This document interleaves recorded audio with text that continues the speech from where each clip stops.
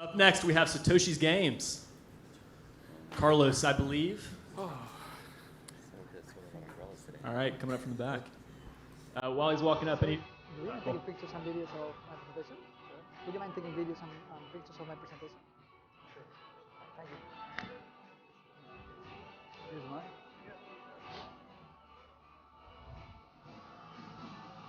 That went good. That was good. You got the callback.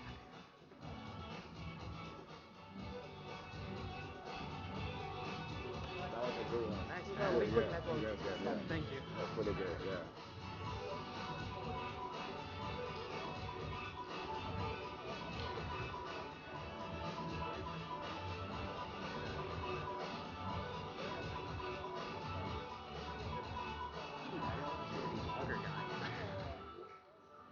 Dude, the guy asked me, what are you looking for? Like I said, I didn't. Yeah. Cool. My name is Carlos Roldan. I'm the CEO and founder of Satoshi's Games.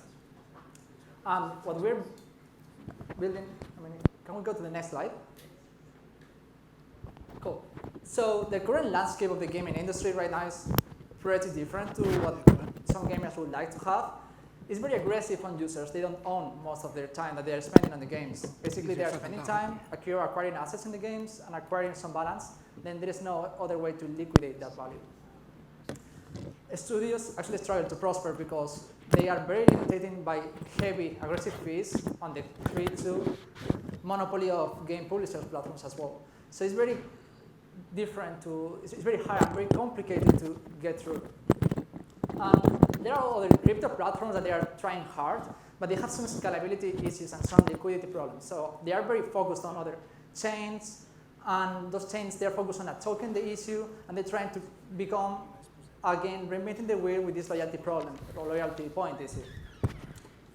So yeah, if we go to the next slide, we'll see that we're working on Elixir. So we've been working on Elixir over the last 2 years.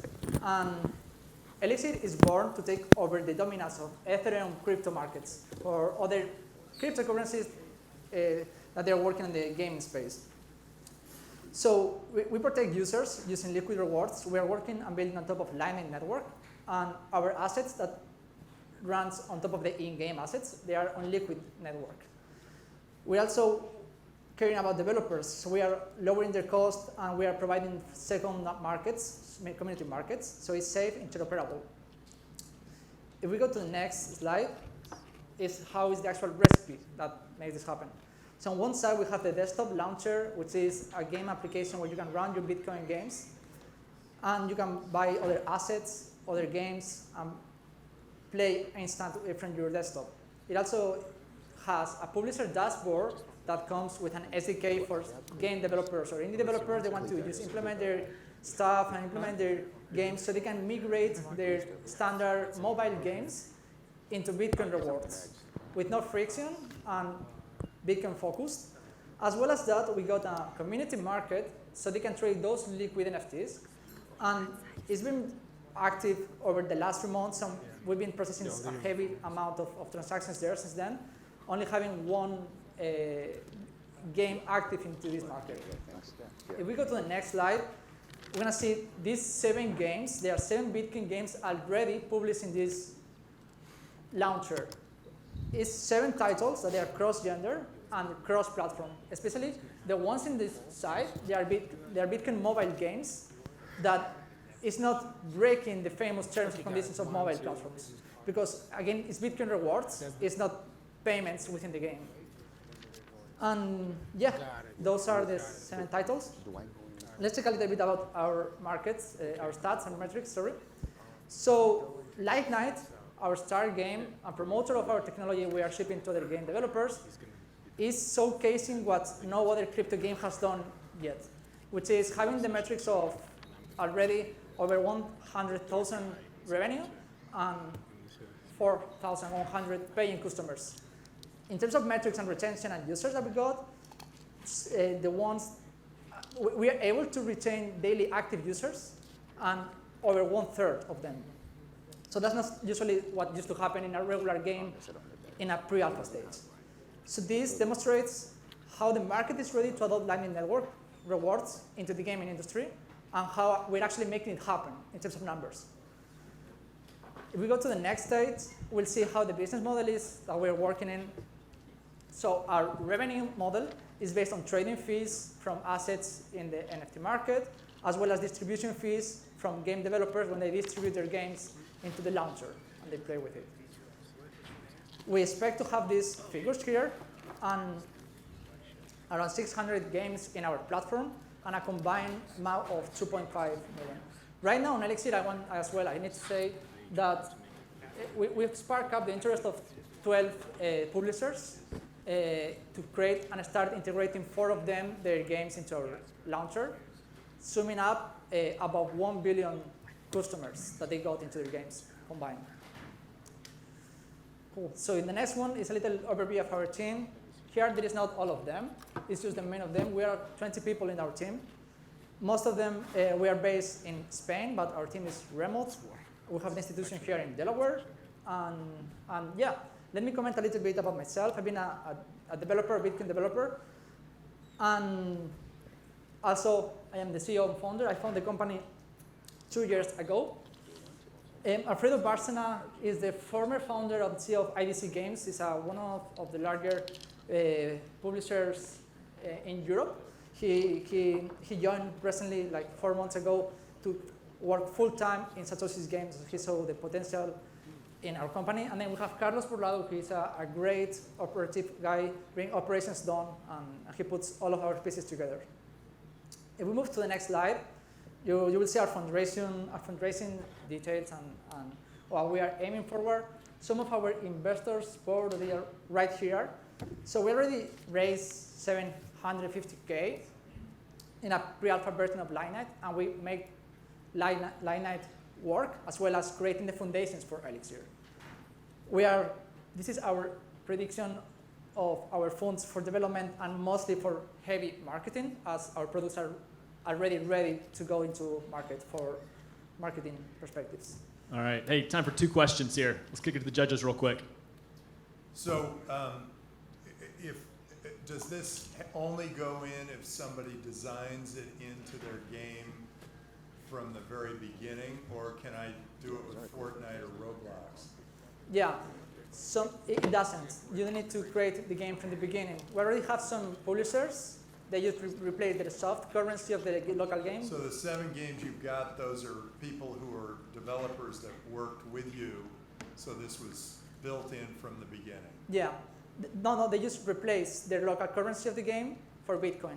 So they didn't need to start the game from the beginning. We provide them SDKs and APIs to replace those. Right, so they can they plug it in, but it wouldn't work for existing games. It only works for new games, right? No, it works for existing games. Yeah. It works for existing games that they are already in other platforms, either if it's mobile or if it's on Steam. It already works for them. Like, I asked about Roblox or Fortnite, right? Mm-hmm. Can you take your API, apply it to those games, and then people are starting to use it there? Yeah, if Roblox or Fortnite would like to switch off their local currency and implement this one, they will not need to create a game from the beginning of the game. It's just replacing their local currency for our SDKs to fuel the Bitcoin into the games. I guess last question from me. In terms of the SDK go-to-market or building your own games, I see that you've done both. I mean, how do you sort of think about that strategy going forward? Sorry? Either building your own games or going with the SDK and partnering. How do you sort of, what's your focus there? Our focus right now is to attract and partner up with big publishers and studios that they're willing to accept Bitcoin into their games, as well as in parallel, working with indie developers that they want to gain early traction and try out new technologies like Bitcoin. One more? We have time for one more, actually. Didn't mean to cut it off at 2. Has there been any pushback on that front? Can you introduce your APIs and SDKs alongside, let's say like Fortnite, it's a cash cow for them with in-game items and purchases. Like, why would they want to integrate with what you have, or if they were interested, like, can they do that in parallel? Yeah, so an introduction about how the API works is divided in two consistent sites. One of them is the Bitcoin rewards that the game developer, based on their game strategy mechanic, can use it just to incentivize daily active users or just creating a battle pass on that. The second other side of the API is based on the assets. So he can either decide to create all of the skins that the game has, tokenize them in the Bitcoin sidechain of Liquid Network, and then created rewards in the format of NFTs, which then the end customer can either keep them or just trade them for Bitcoin in the market. Thank you. All right, thanks, guys. Satoshi's Games. Thank you. Good stuff, man.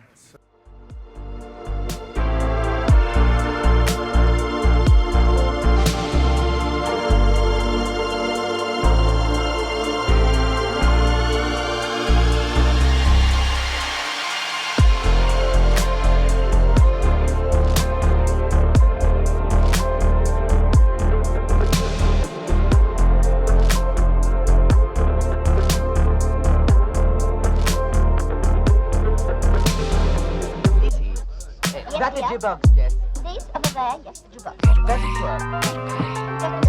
The rest of it,